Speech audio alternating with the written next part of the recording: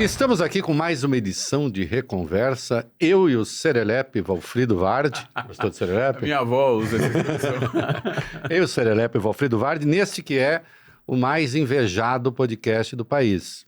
Não por nossa causa. Nossa causa não, ninguém tem razão para isso. Mas em razão dos nossos convidados. Esse sim, né? Como hoje, por exemplo, em que a gente traz o professor Carlos Nobre, um dos maiores especialistas do mundo em clima, desequilíbrio climático. Ele é meteorologista, ele é engenheiro, ele é um cientista de uma família de cientistas. Eu até perguntei há pouco para ele o que é que os cientistas falam quando eles estão numa churrascada. Aí ele falou assim, eu sou vegetariano. Pronto, aí a minha pergunta já desmoronou. Professor, é uma honra tê-lo aqui. E nosso público quer saber, afinal de contas, né? O senhor é nossa pitonisa. O que vai acontecer com o mundo? Nós vimos o Brasil que está em chamas, né? De norte a sul, nordeste, tem escapado por razões, enfim, específicas ali, que também se pode explicar. Mas a situação é dramática. Se não surpreende, ao mesmo tempo, na sua extensão, os incêndios, na sua extensão, na sua força, no número de eventos, acho que isso pegou todo mundo um pouco assim de surpresa, talvez não o senhor, né? E nós temos de falar sobre isso, né? Nós temos de saber se o mundo está indo para o brejo, ou não é bem brejo, né? O fogo não está. É um prazer tê-lo aqui. Muito prazer, Reinaldo, Valfrido, uma satisfação muito grande conversar com vocês. Eu assisto você, Reinaldo, há décadas. Há décadas. Então é uma satisfação muito grande. E deixa eu falar uma coisa para vocês. Nem nós, cientistas, previmos que a temperatura ia subir tanto em 2023 e 2024. No começo de 2023, nós prevíamos, em 2022 a temperatura do planeta estava 1,2 graus mais quente do que antes do aquecimento global, pegando ali a média 1850 a 1900. Previmos muito bem que teríamos um fenômeno El Niño, né? O fenômeno El Niño existe há milhões de anos, é um fenômeno natural, que aquece as águas ali do Pacífico Equatorial, do centro até a América do Sul. E toda vez que tem um El Niño, aquece a temperatura. O El Niño mais forte do registro histórico, 2015 e 2016, ele tinha feito, até então, 2016 tinha sido o ano mais quente, 1,26 graus mais quente. Aí nós previmos, 2022 estava 1,2, que chegaria a 1,3. Lógico, aumentando a temperatura, já tínhamos preocupação. Mas, de repente, atingimos 1,5. 1,5 graus. Não havia como explicar o aumento de temperatura de 1,5 graus. Isso, o aumento de temperatura em relação a 1850 e 1900. E atingimos, a partir de junho do ano passado, 1,5. Estamos há 14, quase 15 meses com acima de 1,5. Agosto foi o mês mais quente. E o El Niño acabou em maio. A temperatura continua alta. Ou seja, não é essa a causa. Quer dizer, esse fator não existe mais. Esse fator não existe mais. E, portanto, há uma preocupação muito grande. Porque, primeiro, a temperatura subiu muito. Era para subir 0,1 graus, ela subiu 0,3. Era para ficar em 1,2, 1,3, ela foi para 1,5. Continua. Acabou o El Niño, continua. E a grande preocupação é que pela primeira vez bateu recorde de temperatura todos os oceanos. Por exemplo, Atlântico Norte bateu todo o recorde, nunca foi tão quente. Partes também dos oceanos no hemisfério sul, principalmente ali do lado da Antártica, bateu todos os recordes. Aceleram muito o derretimento do gelo ali, o mar de gelo ali na Antártica.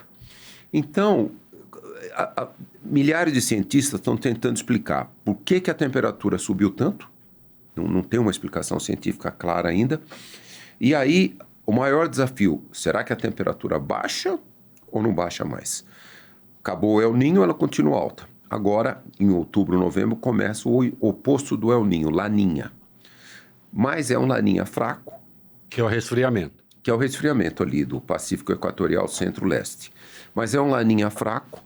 Quando nós tivemos o Laninha mais forte do registro histórico, 2020, 21 e 22, ele induziu o que Laninha induz. Ele induziu um recorde de chuvas na Amazônia, 2021, e recorde de secas no sul do Brasil, 2020, 21 e 22. Isso. Mas a temperatura global, ainda assim, ela aumentou nos anos do Laninha. Quer dizer, o aquecimento global, os gases que nós estamos jogando, eles bateram até por cima do Laninha. Então, agora, com esse Laninha, pode ser que a temperatura pare de crescer.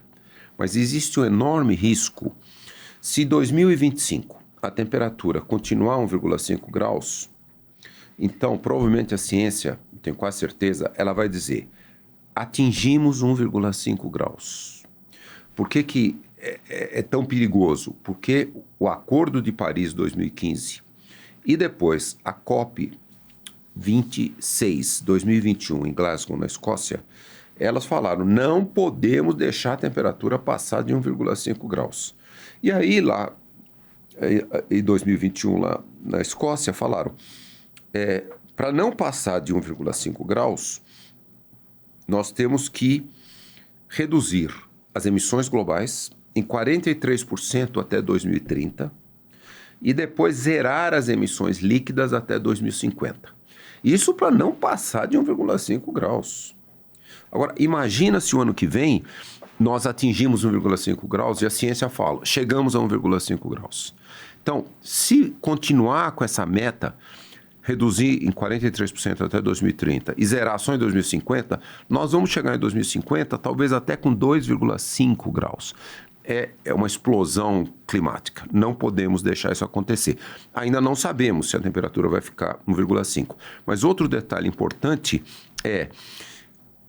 isso a ciência já sabia. Quando a temperatura subisse, chegasse a 1,5, todos os eventos climáticos que nós chamamos de eventos extremos, ondas de calor, chuvas excessivas, secas, incêndios florestais, tudo isso aumenta exponencialmente. Isso é uma razão física que a física a gente sabe, isso sempre soube, né? Os oceanos evaporam muito mais água, tem muito mais energia na atmosfera. Vocês viram até algumas semanas atrás como aviões que sofreram a turbulência. É porque muito mais energia na atmosfera, a turbulência aumenta também. Isso a ciência já sabe, mas a ciência não previu que atingiríamos 1,5 graus. Então, com 1,5 graus, aumenta exponencialmente todos esses eventos. Como estão? Batemos todo o recorde global. Ondas de calor, secas e chuvas. Isso no mundo inteiro. Aqui no Brasil também. A maior chuva da história do Rio Grande do Sul. A maior seca da história da Amazônia. E batemos recorde de ondas de calor. Setembro do ano passado no Sudeste, em parte do Centro-Oeste, e no Rio de Janeiro também. Esse ano está batendo outra vez ondas de calor. Então, isso está acontecendo no mundo inteiro. Então, esse é o resultado, vamos dizer assim, da gente ter... Já está em 1,5 e mostra o risco que é se a gente passar de 1,5. Professor, eu vou fazer uma pergunta lógica já. Deixa eu só engatar aqui. Eu não gostei dessa parte dos... Eu gosto de todas as perguntas, sobretudo as lógicas. Essa parte dos aviões eu não gostei. Eu já não gostava antes dos aviões. Agora eu vou gostar menos. Eu falo para você que é um perigo. Eu tenho só medo quando de está avião. muito quente. Eu tenho medo de avião. Eu vou fazer uma pergunta lógica a partir do seu discurso, toma de advogado do diabo aqui. O senhor diz, os cientistas foram surpreendidos por essa elevação de temperatura. Quando o senhor diz foram surpreendidos, eu entendo que os modelos matemáticos que vocês tinham, com os dados que vocês alimentavam esses modelos, não estavam, então, com as informações para se chegar a 1,5. Isso não levanta uma hipótese, ao menos, de que, então, tem um fator não antropogênico, que não seja provocado pelo homem, para a elevação da temperatura? Existe sim essa possibilidade. Era a única pergunta que eu tinha. Existe essa possibilidade porque os modelos eles respondem muito ao aumento da concentração dos gases. Então eles respondem muito nesse sentido. Uma das razões que começa a ser entendido é que, vamos dizer assim, todos os gases, no caso o gás carbônico, né? Que a gente joga, queima de combustíveis fósseis, da agricultura, queima da vegetação, das florestas, é o principal gás do aquecimento global, gás carbônico. Então, de todo o gás que a gente joga, 53%, 54% é removido. 30% a 33% as florestas removem e 20, 22% os oceanos removem. Aí o que aconteceu em 2023? Diminuiu a remoção, tanto das florestas quanto dos oceanos. A ciência já sabe. Como bateu esse recorde de temperatura dos oceanos, quando os oceanos estão mais quentes, eles absorvem menos carbono. E também as Menos? Menos. Se você me perguntar por que na época glacial a temperatura cai 5 graus, a Terra em volta do Sol, a mudança de radiação solar que começa a gerar a época glacial, ela faria só a temperatura cair 1,5 graus. Mas quando começa a esfriar, os oceanos vão esfriando e os oceanos é que absorvem uma grande quantidade. Então, aí diminui o efeito estufa. Então, de 5 para 1,5 é a absorção dos oceanos. Então, os oceanos, aparentemente, em 2023, absorveram menos. As florestas também. Por que a floresta absorve muito? Porque quando tem uma concentração maior de gás carbônico na atmosfera, a fotossíntese das folhas aumenta de eficiência. Então, é essa a razão física. Mas ainda não tem uma boa explicação por que aumentou 0,3 graus em vez de só 0,1 e por que depois que o El Niño desapareceu, já são desde maio, né? Já são 5 meses quase e a temperatura continuou, agosto bateu o recorde. E por que os oceanos bateram recorde? Um pouco tem explicação. Na Antártica, assim, quando derrete o gelo flutuando, né? O mar de gelo, sim. O Ártico, a temperatura ali é o que mais cresceu no planeta. Ali já subiu 3 a 4 graus. Por quê? Porque o gelo do Ártico, ele reflete 50% a 60% da radiação solar. Sim. Quando derrete o gelo, o oceano só reflete 6%. Então você tem um monte de energia solar entrando na água, aquece. Isso era muito interessante porque o Ártico já vinha há mais de 30 anos aumentando muito essa temperatura, porque estava degelando o mar de gelo. A Antártica não tinha muito isso, ela estava há pouco. O que aconteceu nos últimos 3, 4 anos? Acelerou o derretimento do mar de gelo. Então isso que explica um pouco. Por que acelerou tanto ainda a ciência não explicou. Então, respondendo a pergunta de vocês, a ciência vai estar muito buscando isso, por que as temperaturas dos oceanos aumentaram tanto, mas até agora não conseguiram explicação. Só não é possível dizer que foi um aumento dos gases. De 2022 para 2023, aumentou um pouco mais de 1% os gases.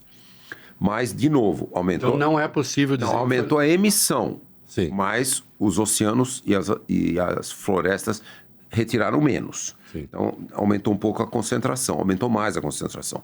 Então, isso explica um pouco, mas não explica tudo. Não Há outras causas concorrentes. Milhares de cientistas estão tentando ver por que os oceanos aqueceram tanto, mas não conseguem dizer que é uma causa natural, por enquanto. Então, nós temos que esperar um pouquinho.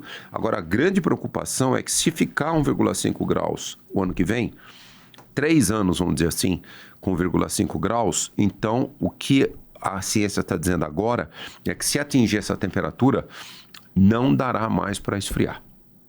Porque as emissões continuam aumentando. Então não tem nenhuma outra razão.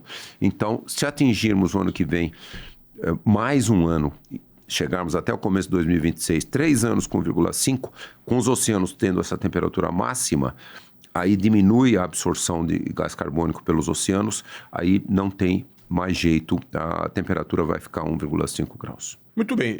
Quando o senhor diz não tem mais jeito, dada a nossa... enfim, a maneira como o planeta Terra tem organizado seus sistemas de produção para utilizar combustíveis fósseis e emitir gases. Não necessariamente isso é uma coisa que se pereniza, ou seja, se nós, de alguma forma, revertermos a quantidade de gases emitidos, ainda assim haveria a permanência desse aumento de temperatura? Sim. Por quê? Por uma razão que é o seguinte. Você me pergunta assim, se eu emito uma molécula de gás carbônico, quanto tempo essa molécula vai ficar na atmosfera? Muito. O tempo de residência do gás carbônico é, em média, 150 anos. Oxi. O óxido nitroso, outro gás também, 150 anos. O metano, que é o segundo gás que mais aquece depois do gás carbônico, esse é rápido, é 9 a 12 anos. Mas nós não conseguimos engendrar métodos de coleta desse gás carbônico? Isso, existe. Eu, particularmente, sou muito a favor... Eu sou muito a favor de soluções baseadas na natureza.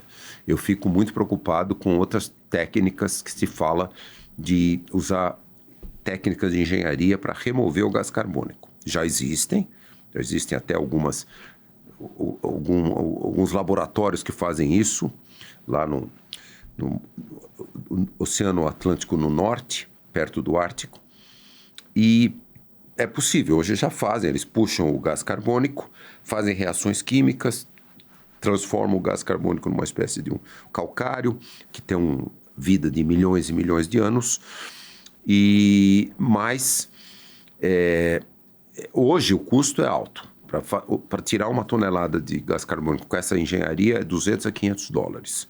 Então, eu sou muito a favor de soluções baseadas na natureza, o que são?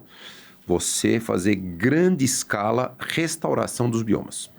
Então, estudos mostram que se a gente, para combater e fazer a temperatura não passar de 1 grau no final do século, quer dizer, já chegar a 1,5, esse que era o sonho, né? Da Convenção Climática. Chega em 1,5 em 2050. E depois começa zerou as emissões, começa a tirar o gás carbônico, a gente chega em 2100 a 1 grau. Maravilhoso. 1 grau é perfeitamente, não afeta a biodiversidade, nem a nossa saúde, nem nada. Então, para isso, estudos mostraram o quê? A gente precisaria restaurar mais ou menos 6 a 7 milhões de quilômetros quadrados em todo o planeta. Parece muito, mas não é. Não é. Fazendo isso, a gente... 7 milhões de quilômetros de restauração de florestas. Florestas. Em todo o planeta. Todo o planeta. Pouco menos que o Brasil. 8 milhões de quilômetros quadrados. Considerando o tamanho do planeta, exatamente. Não é muita coisa. Muito floresta tropical, por quê? Floresta tropical cresce muito rápido e floresta de latitudes mais altas cresce devagar, mas não faz mal. Tudo crescendo, vai removendo. Então, se 6, 7 milhões de quilômetros quadrados, a gente removeria 5 a 6 bilhões de toneladas de gás carbônico por ano. Então, se a gente estivesse fazendo isso lá por 2050, até 2100, a gente baixava a concentração do gás carbônico, uma concentração que seria da ordem de aquecimento 1 grau. Mas, realmente, é possível fazer restauração? Estamos fazendo? Não. Esse é o ponto. Esse é o ponto. Estamos fazendo? Não. Estamos fazendo o contrário. Globalmente, ainda o desmatamento é maior do que a restauração. Desmatamento, globalmente, é quase todo em florestas tropicais, né? Não tem muito... Aliás, não tem, ao contrário, em latitudes tipo Estados Unidos, todos os países europeus, Japão, China... eles estão fazendo restauração florestal. China número 1, Estados Unidos número 2, Canadá número 3, mas nos trópicos ainda tem bastante desmatamento, em todos os trópicos, né? Aqui na América do Sul, América Central, África Equatorial e o Sudeste Asiático. Ainda tem mais emissões. 10% de todas as emissões de gás carbônico do planeta são desmatamento. Então, esse é um outro enorme desafio, mas é isso que eu falei. Se a gente conseguisse realmente zerar rapidamente as emissões e aí criar esses projetos de restauração florestal, a gente poderia, idealmente, esse é o sonho, chegar em 2100 a 1 grau. Mas por que isso virou o maior desafio? Porque se a gente atingir 1,5 graus agora e a gente só deixar para zerar as emissões líquidas em 2050, que é o Acordo de Paris e a COP26, o que vai acontecer? E é zerar as emissões líquidas, né? Porque não dá para zerar todas as emissões, porque, por exemplo, a agricultura sempre gera emissão. E principalmente, a gente brinca assim, fala um nome, o arroto do boi. Isso. O boi faz a fermentação entérica, ruminantes todos fazem fermentação entérica e arrota metano. Então, é impossível. O consumo de carne está aumentando no mundo inteiro. Ninguém espera que o consumo vai diminuir. O IPCC fica falando a vários relatórios, diminua o consumo de carne, diminua. Não está diminuindo. Então a gente tem que chegar num certo momento, emissões líquidas, significa alguma emissão vai ter, mas tem que remover, né? Remover.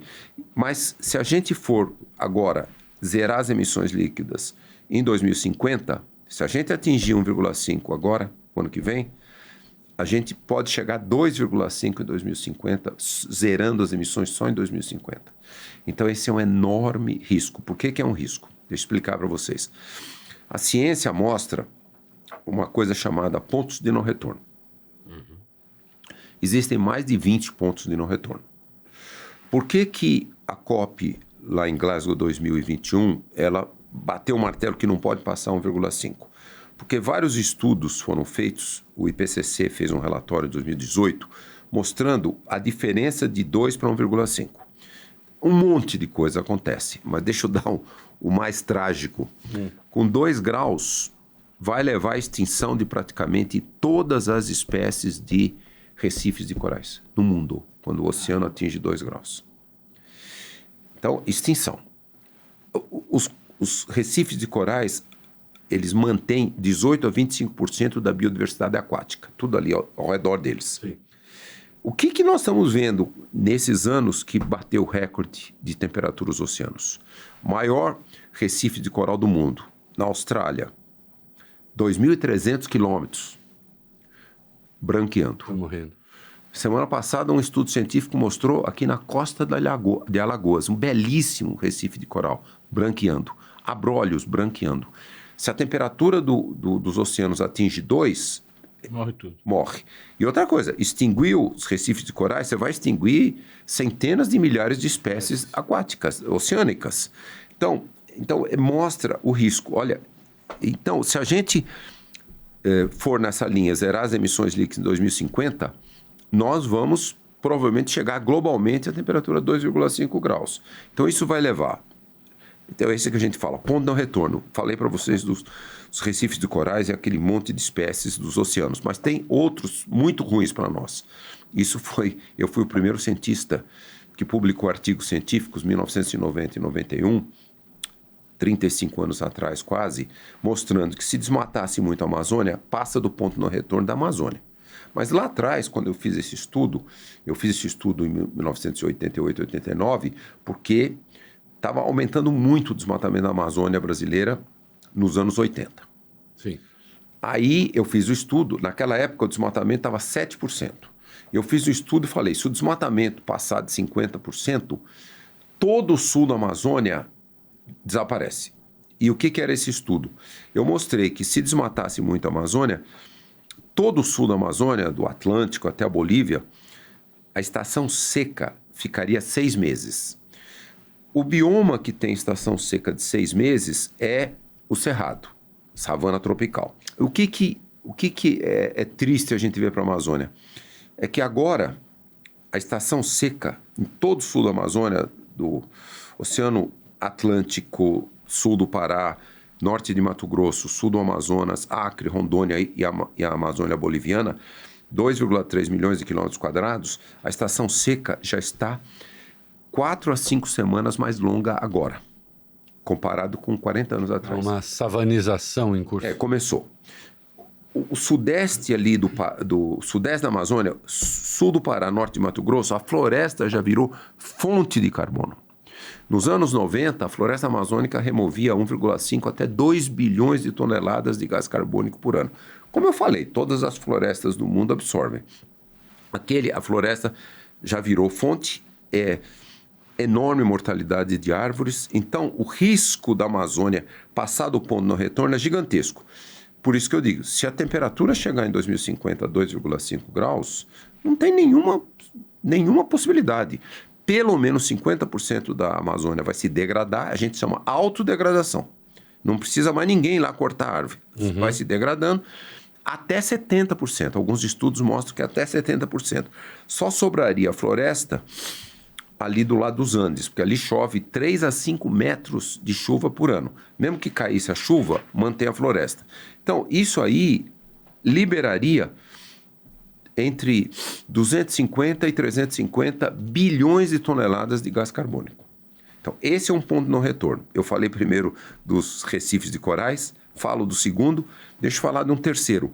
Vocês sabem que o solo, há dezenas e dezenas de milhões de anos, o solo do norte da Sibéria, Canadá, Alasca, chamado permafrost, é permanentemente congelado. Esse solo, quando congelou lá dezenas de milhões de anos atrás, ele segurou uma grande quantidade de gás carbônico e metano. Está tudo lá. Está tudo lá. Já começou a derreter, já começou a liberar. E estudos mostram, se a temperatura passar de 2 graus, libera uns 200 bilhões de toneladas de gases. Se ela chegar a 2,5 graus, mais do que isso. Então, se chegar a 2,5, a gente perde a Amazônia, a gente perde grande parte desse permafrost. Isso vai gerar 500, 600 bilhões de toneladas, já jogar. Aí não tem jeito de baixar de 2,5 graus, só vai aumentar. Esse são 2 pontos de não retorno. E tem o terrível, que torna o planeta inabitável para nós. O fundo dos oceanos tem uma grande quantidade de metano congelado lá no fundo. Não é congelado no sentido de gelo, não. Tá paradão lá. Paradão. Retido. É, paradão. Retido lá. É retido lá, tem uma fórmula que ele fica junto com a água, o H2O da água, forma-se uma molécula ali, tudo junto. Se a temperatura dos oceanos do Ártico, que é o lugar que mais tem esse metano, se ela aumentar 3 graus, vai liberando grande parte desse metano. Uma parte desse metano, na hora que ele libera, ele faz uma reação química e ele vira gás carbônico. O metano é 30 vezes mais poderoso como gás de efeito estufa, nessa escala de 70 anos, comparado com o gás carbônico. Liberando essa grande quantidade de metano, a temperatura em 2150 pode chegar a 8 a 10 graus. Qual que é o grande problema? E é isso... Aí é o fim.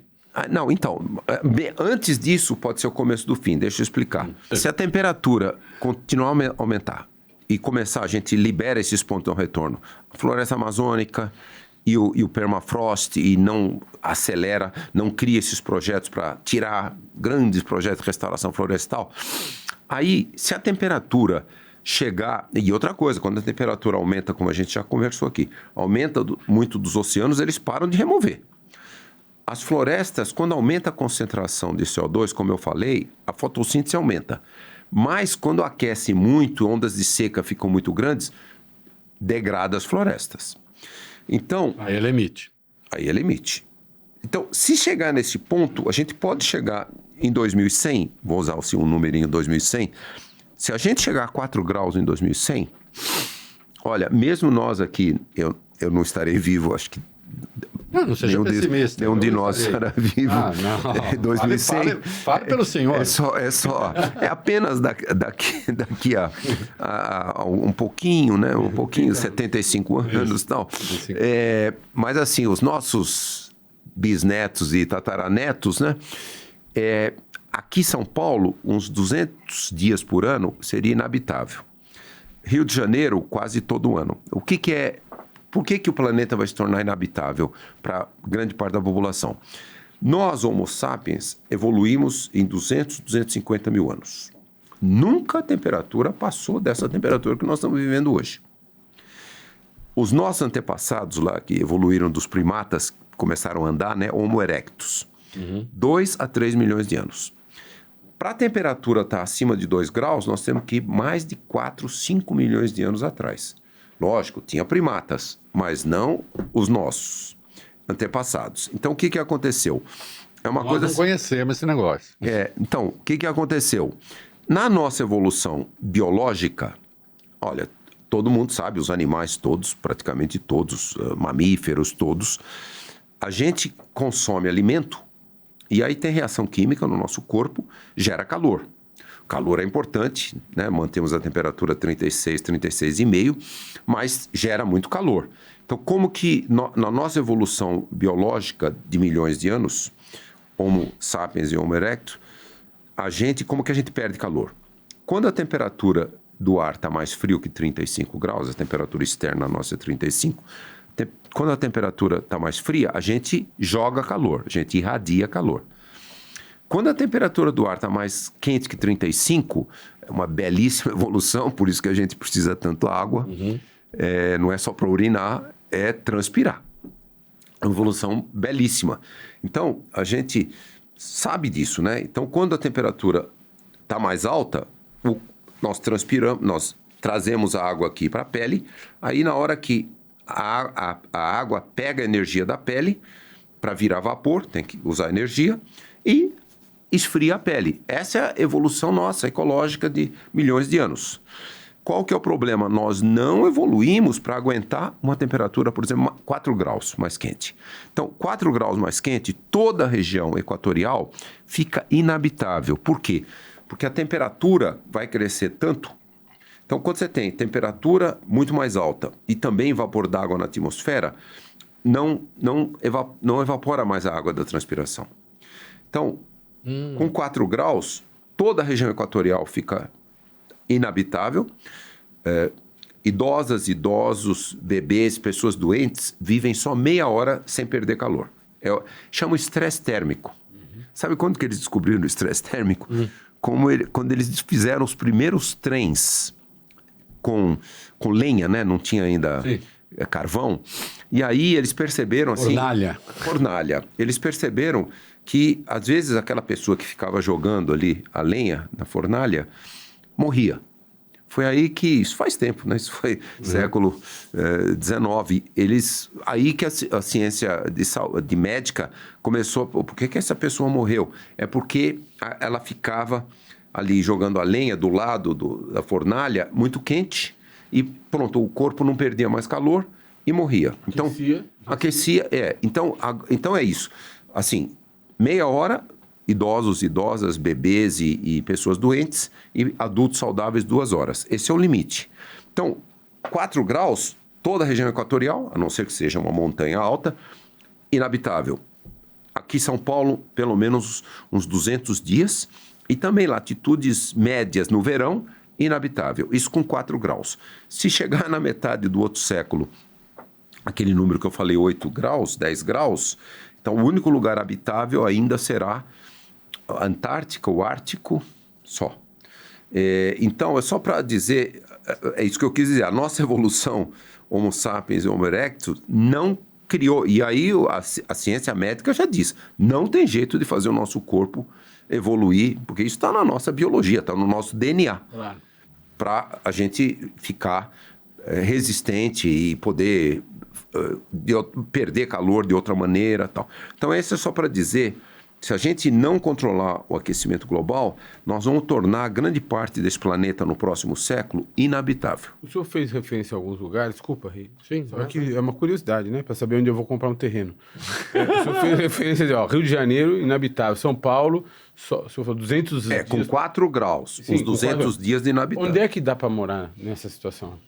Olha, com 4 graus, o topo dos Andes, dos Alpes, do Himalaia, e o Ártico e a Antártica. O que dá para fazer? Boa pergunta.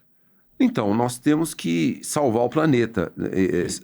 Eu arremato, professor. O que dá para fazer com a prevalência de regimes de produção capitalista que pressupõem o crescimento da taxa de lucro de modo exponencial? Ou seja, as empresas têm que, a cada ano, produzir mais lucro, e mais lucro, e mais lucro. E, para isso, obviamente, usar mais e mais e mais recursos naturais do planeta e emitir mais gases. Olha... E tem que alimentar as pessoas também. De fato... Vamos lá, vamos... Lixo nos oceanos. Você navega pelos oceanos, você vê... Os plásticos, né? E não só isso, você vê... Eu naveguei no Mar da China, vi geladeira, vi coisas absurdas. Não, então, tem um monte de problemas, mas deixa eu dizer que tem soluções. Não, tem soluções. Tem soluções. O que são? Primeiro, nós somos aí 8 bilhões de pessoas, né? Nunca tivemos nem perto. Nunca antes da história desse mundo teve 8 bilhões. Tivemos perto disso. Mas, de qualquer modo, por outro lado, nós avançamos tanto na ciência que é totalmente factível. Por exemplo, você gerar alimentos para 8 bilhões de pessoas usando muito menos área é totalmente factível. A ciência mostra isso com clareza. Só dar um exemplo simples, né? O Brasil, se a gente pegar as emissões do Brasil, 55% das emissões lá em 2022 é boi. É o desmatamento para fazer a pecuária e é o arroto do boi. Então, É arroto só ou tem pum também do boi? Porque muita gente fala. Não, são as duas coisas. 95% do metano vem pela boca. Flatulência do boi. O pum é só... Maldito. O pom do boi é menos, é mais o arroto. 5% só. 5%. É mais o arroto. E aí, então, olha, a pecuária que a gente chama regenerativa, muito menos emissões, ela é 2 a 4 vezes mais produtiva que a pecuária normal. Então, é possível, sim, ter produção de carne bovina. Quando você usa a pecuária regenerativa também, o boi vive 1 ano e meio. Quando você pega a nossa pecuária, o boi vive 2 anos e meio, 3 anos. Então, ele emite quase o dobro. Então, você diminui. O que é a regenerativa? A pecuária regenerativa é o seguinte, é o sistema integrado lavoura, pecuária, floresta. Você mantém, assim, uma pastagem, você faz uma área bem grande assim, você corta, assim, tipo em 6 pedaços, você põe a pastagem, aí você mantém o boi lá na pastagem por uns 2 meses, aí comeu toda aquela gramínea, aí você passa para a próxima pastagem, aí você planta uma cultura agrícola ali, que dá inclusive lucro, mas ela também melhora os fertilizantes e tal. E, ao mesmo tempo, em toda essa região, você planta árvore. Faz um rodízio. Você planta árvore. Por que plantar árvore é tão importante? Primeiro, você remove gás carbônico. Mas tem uma belíssima coisa que não dá para entender por que os pecuaristas, desde que os portugueses trouxeram o boi para cá, eles não perceberam isso. Quando você tem árvores, o boi e a vaca passam a maior parte do tempo na sombra. Sim. Só sai da sombra quando vão comer. Isso. Quando eles passam na sombra, o boi de abate engorda 200 gramas por dia a mais. Engorda muito mais rápido. A vaca produz 10 a 20% mais leite. Então, essa pecuária, sistemas integrados lavoura, pecuária, floresta, eles são muito mais lucrativos, muito mais produtivos, o lucro é maior, é 2 a 4 vezes mais lucrativo, usa uma área muito menor. Estou dando o exemplo da pecuária, que é o nosso problema aqui do Brasil. A agricultura é a mesma coisa. A agricultura regenerativa é muito mais produtiva, emite muito menos gases e não tem nenhum desmatamento. Então, a gente pode, sim, alimentar os 8 bilhões de pessoas usando metade da área de agricultura e pecuária que a gente usa no mundo. Então, é possível achar essa solução, reduzir muitas emissões. E aquilo que eu falei, algumas emissões a gente sempre tem, mas para atingir o líquido, emissões líquidas zero, a gente tem que ter remoção. Então a gente pega, se a gente usar só metade da área agrícola do mundo, a gente põe a outra metade para restaurar. Então isso vai reduzir muito as emissões, fica emissões líquidas zero. O presidente Lula tem vocalizado de maneira muito reiterada a importância dos países desenvolvidos de alguma forma, apoiarem o Brasil para dar alento a essa população. Se ali nada pode ser feito se não preservar o meio ambiente, o mundo precisa pagar para o Brasil preservar o meio ambiente. Né? Então, deixa eu...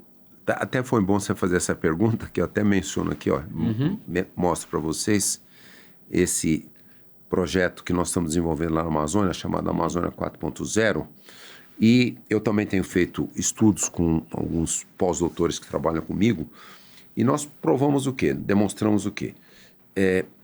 A economia, que a gente chama sociobioeconomia de floresta em pé, rios fluindo, ela tem um potencial econômico muito maior que pecuária, que madeira.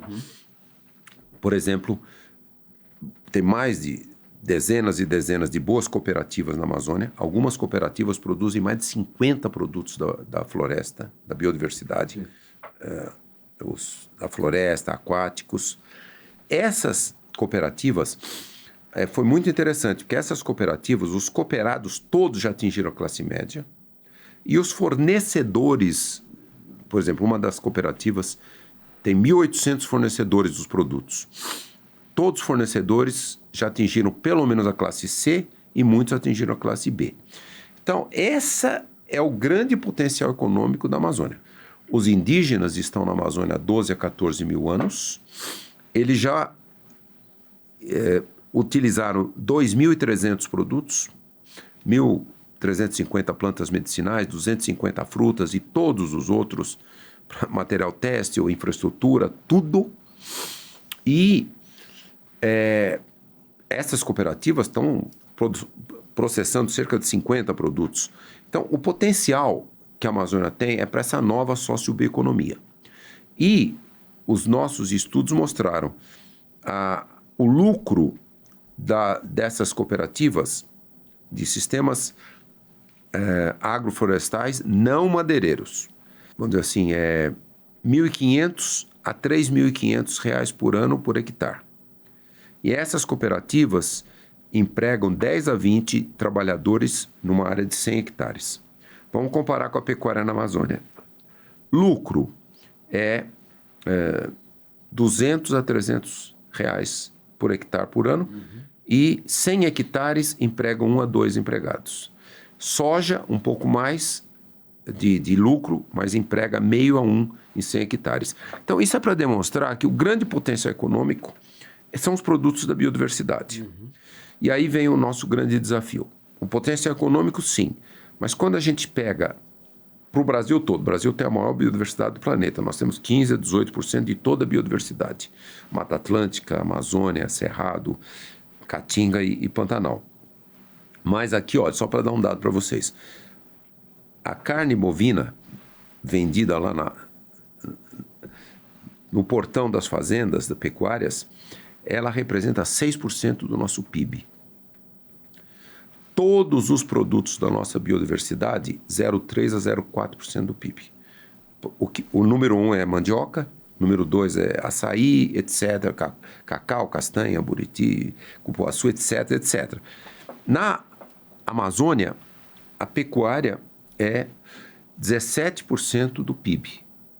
E todos os produtos, açaí número 1, é 1,2% do PIB.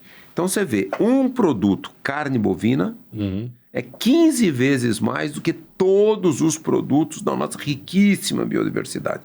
É muito mais lucrativo, muito melhora socialmente, muito mais empregados. Como eu falei, já estão atingindo classe C. O Brasil tem 4,5 milhões de agricultores, quase todos, 85% paupérrimos, são classe E e D.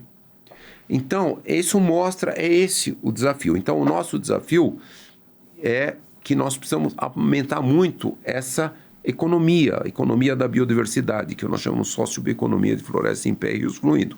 Então, é isso o projeto Amazônia 4.0.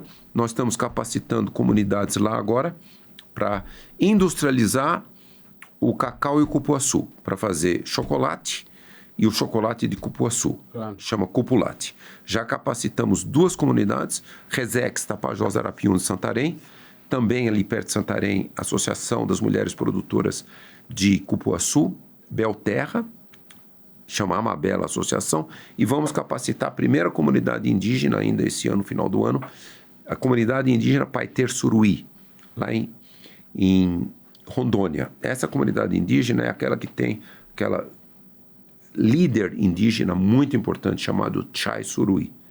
Chai Suruí é aquela líder que na COP26 lá em Glasgow estava na mesa inicial e fez aquele belíssimo discurso. Então nós vamos também capacitar, eles produzem cacau, eles querem fazer uma biofábrica. E uma boa notícia, nós tivemos uma bela doação do Grupo Carrefour, e nós já estamos começando a construção da primeira biofábrica ali na Reserva Extrativista Tapajós Arapiuns. Não é nossa, não. Nós somos uma organização não governamental, não temos lucro nenhum. Eu também, todo o trabalho que eu faço é pro bono, não cobro nada. Mas nós vamos dar a biofábrica para a comunidade. E nós já fizemos um cálculo, essa biofábrica vai processar, começa com 90 quilos de chocolate e o chocolate do cupuaçu, o Cupulate, por dia, e vai chegar até 250, e ela vai levar a classe média entre 85 e 120 famílias. Então, isso é para demonstrar o potencial dessa nova economia. Mas, de novo, aquele desafio que eu falei, todos os produtos da maior biodiversidade do planeta nós só temos 0,3%, 0,4% do PIB. O senhor chegou a falar, mas lembra mais uma vez, esse nós, essa iniciativa que o senhor fala, quando o senhor fala nós, de que entidade o senhor está falando? Que está capacitando essas pessoas? É o Instituto Amazônia 4.0, é uma organização não governamental que nós criamos. Procura saber, pesquisa a respeito. E aí também, já desenhamos um laboratório para castanha, estamos buscando dinheiro para construir. Olha, só para dar uma ideia para vocês, quantos produtos dá para fazer da castanha? 22 produtos. Cosméticos, alimentos, óleos industriais. Já desenhamos um laboratório para fazer sequenciamento genômico, DNA. Criamos um sistema blockchain para registrar. Qual que é a nossa ideia? Levar ao laboratório, capacitar comunidades para eles fazerem o DNA de plantas, animais, tem valor econômico hoje o DNA, e micro-organismos para reduzir o risco de epidemias e pandemias. Então esse é o nosso projeto Amazônia 4.0 e também, agora final de novembro, 28 e 29 de novembro, lá em Manaus, nós vamos lançar, esse é o meu grande sonho, eu digo, esse é o meu último projeto na vida profissional, é o Instituto de Tecnologia da Amazônia. Nós estamos desenhando, vamos lançar agora um estudo completo. O que é isso? Isso é um ITA na Amazônia. Vocês, obviamente, estão sabendo, o presidente Lula, até em março, foi em Fortaleza e lançou a pedra fundamental do ITA de Fortaleza. Isso. Belíssimo engenharia, eu estudei no ITA, eu sei o que é a vantagem. Olha, o Brasil tem a terceira maior empresa de aeronaves do mundo, a Embraer. Teríamos se não fosse o ITA? Não teríamos. E ITA Fortaleza vai fazer, pela primeira vez, engenharia de energias renováveis. E em 2030, o primeiro curso de engenharia do Brasil de bioengenharia. Bioengenharia. A engenharia dos produtos da nossa biodiversidade. Então, essa ideia nossa é dentro também do Amazônia 4.0, mas aí é um projeto panamazônico. Nós estamos agora, vamos lançar final de novembro. O nosso estudo é Brasil, Colômbia e Peru. É lançar um ITA na Amazônia. Um ITA. Nós temos parceria com o ITA, com o MIT, com a Universidade de Stanford, com universidades lá da Amazônia. E a ideia é essa, é lançar um instituto padrão ITA, padrão MIT. E aí nós selecionamos 5 áreas para esse instituto. Uma é sistemas fluviais, a Amazônia tem o maior sistema fluvial do mundo. A outra é a floresta, os produtos da floresta sociobiodiversidade, que eu dei os exemplos aqui. O terceiro tópico é infraestrutura sustentável, como criar infraestrutura sustentável de transporte, de energia, de também teleconexões e também telemedicina. O quarto é paisagens alteradas. Nós temos em toda a Amazônia 2 milhões de quilômetros quadrados alterados, 1 milhão desmatado e quase 1 milhão degradado. E o quinto é a Amazônia urbana, 74% da população da Amazônia é urbana. Então é isso. Essa é a ideia desse Instituto de Tecnologia da Amazônia. Não é barato. Fizemos a nossa conta, uns 400 milhões de dólares em vários países, não é só um, com tecnologias modernas também. E é isso, formar milhares de estudantes de graduação e pós-graduação. Nós estamos desenhando 25 laboratórios super avançados, laboratórios flutuantes, laboratórios fixos, para dar uma super capacitação para essa nova bioeconomia. Então, essa é a ideia, esse é o meu sonho. Tem que definir o sistema produtivo amazônico. É criar tanta gente para criar esses estudantes para criar empresas, startups, começar a desenvolver um grande potencial dessa nova bioeconomia. Esse é o meu último trabalho aí. Professor, o senhor sabe que a gente está caminhando para o final. Uma das conversas mais fascinantes que a gente teve aqui. Claro, uma aula. Porque uma aula mesmo, e eu tenho um sentimento ambíguo, muito, assim, que acaba sendo bom, porque é o seguinte, assim, a gente sabe que vive um momento muito difícil, uma situação muito ruim. O senhor falou de todas as possibilidades, que inclusive levam à extinção da própria espécie, né? Não sei que a gente fique lá como os eremitas. Pendurado no cume de uma montanha. No cume da montanha. E, ao mesmo tempo, né? Quando o senhor fala isso tudo que o senhor falou, eu fiquei cheio de esperança. É verdade, eu pensei a mesma coisa. E eu me senti bem, falando assim, puxa, tem gente fazendo coisas, tem gente acreditando, e tem gente acreditando e que sabe muito, né? E o senhor sabe muito, e a conversa é absolutamente deliciosa e fascinante. Encerra para nós aí. Não, professor, eu ia perguntar justamente, a minha última pergunta é a seguinte, quer dizer, o senhor é otimista ou pessimista? Olha, não sei se você sabe, mas a ciência já demonstrou, e eu aprendi, que quando a gente atinge 65 anos, a gente sai de pessimismo e passa a ser otimista. Eu tenho 73, então... Mais 4 eu vou melhorar muito. Eu tenho 73, e impressionante, eu fiquei 35 anos da minha vida falando do risco do ponto de não retorno da Amazônia. Toda a minha pesquisa, eu sempre estava pessimista, o desmatamento aumenta. Aí depois eu falei, não, eu tenho que começar a buscar soluções, não só... né? Aí foi que criamos o projeto Amazônia 4.0 a partir de 2019. Hoje eu estou otimista, porque a maior parte da população brasileira não quer destruir a Amazônia. Claro. Então, vamos lá, vamos desenvolver, vamos salvar a Amazônia. É isso aí. Professor, nós terminamos aqui dando as de mãos dadas. Olha, que conversa maravilhosa, que conversa magnífica. Eu estou melhor ao fim dessa conversa do que eu estava no começo. Obrigado, professor, por tudo isso. Gostou? Se inscreve no canal, dá like, etc. Né? É o Reconversa, meu filho, é isso aí. Então tá bom, muito obrigado. Então eu quero deixar com vocês aqui, para cada um de vocês. Muito obrigado. Tá aqui, ó. Muito bem. Obrigado. Obrigado, professor. Eu que agradeço. Obrigado.